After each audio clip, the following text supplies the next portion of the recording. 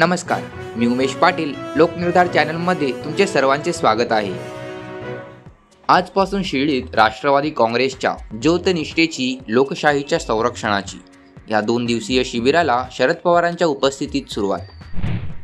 तुम्हाला राम मंदिर स्थापन करायचंच होतं तर रामनवमीला का नाही? जितेंद्र आव्हाडांचा प्रश्न. सरकारमध्ये जरा संवेदना असतील तर ते तुमच्या मागण्या मान्य करतील, नाहीतर आमचं सरकार आल्यानंतर तुमच्या मागण्या आम्ही पूर्ण करणार.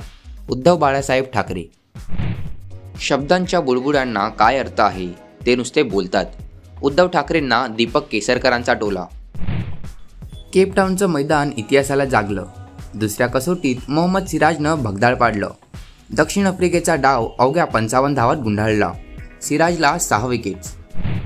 आज दुपारी 2च्या सुमारास माझे महाराष्ट्रवासियांना पत्र असे ट्विट आदित्य ठाकरेंनी केले.